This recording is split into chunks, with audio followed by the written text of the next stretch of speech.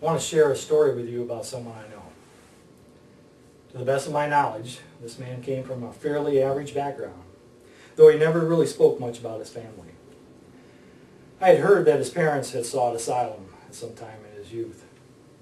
I know his mother made a few attempts to contact him, but I don't really know what happened, just that he never went back home. He was what you might call one of society's misfits. When you got to know him, he could be quite charming, witty, intelligent, quite gentle, good company. When he was out and about, he could be quite upsetting. He could even be aggressive. He heard voices. And he was a bit of a loner. And because he was a bit of a misfit and a bit of a loner, he was oftentimes, like many homeless people, made fun of by people who were frightened of someone who, in their terms, was not normal. More than once he was beaten up. He was arrested for something he didn't do, but was convicted. Tragically, while in custody, he was beaten up and killed. He was only 33 years of age, and his name was Jesus. And it is this person, Jesus, who is at the heart of why Lenawee County Mission cares about the homeless. Do you realize that on any given night in the United States, there are more than 2 million men, women, and children who are homeless on the streets? That the average age of the homeless in the United States is 9. In 2009, it's been reported that there were over 700 homeless men, women, and children in Lenawee County. Since Lenawee County Mission started in 2006, we have served some 500 men. And last year, in 2009, we turned away 204 men. Now, when I think about all this elevation of homelessness and homeless people in the United States, and I think about the call of the Christian, I get somewhat confused, especially when I think about the Bible's call for us to respond to the poor.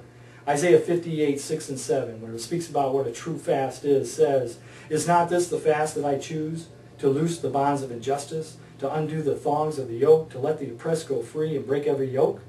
Is it not to share your bread with the hungry and bring the homeless poor into your house?"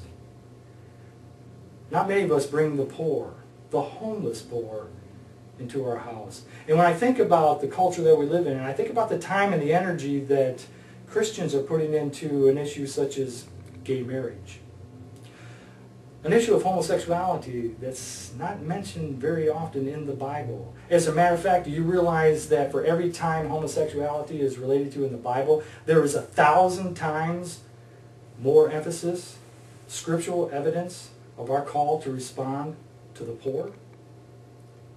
When we read in Luke's Gospel, in chapter 9, verse 58, "Foxes have holes and birds have nests, but the Son of Man has no place to rest his head." In all of this, it makes me wonder, how is it that we can worship a homeless man on Sunday, but not take care of him on Monday, or Tuesday, or Wednesday, Thursday, Friday, Saturday? At one level, you could say that homelessness is a political issue. As a political issue, to talk about homelessness is to talk about building more houses, making housing more affordable, and providing better support for those who are vulnerable to losing their home.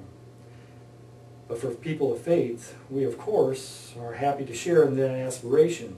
For every day we pray, "Thy kingdom come, thy will be done on earth as it is in heaven." But tackling the homelessness caused by a tsunami in Asia, or an earthquake in Pakistan, or civil war in Rwanda, or domestic violence in England, or economic recession in our own backyard certainly requires a political response. However, from the perspective of the faith, rather than politics, the issue of homelessness goes much, much deeper. And it is this perspective that explains why Lenawee County Mission's work with homeless people and solidarity with homeless people is vocational. It explains why our staff and volunteers speak of this ministry as being so rewarding. You see, there's a difference between engaging with homelessness and engaging with people who are homeless. Engaging with homelessness is about engaging with an issue, but engaging with the homeless is about engaging with people. When we look at Jesus, we see that he invites us to relate to homeless people, to people like him. We are invited to engage with people who are homeless because it is the right thing to do. It would be wrong not to. For anyone who would follow Jesus, walking by on the other side is not an option. Being busy is no excuse. Being important is no excuse. Thinking of yourself and your family is no excuse. There is an imperative to respond. The parable of the Good Samaritan tells us that we are connected to people who are in the gutter. Whether they are in the gutter physically or metaphorically, we're still connected to them, and that's why we must respond.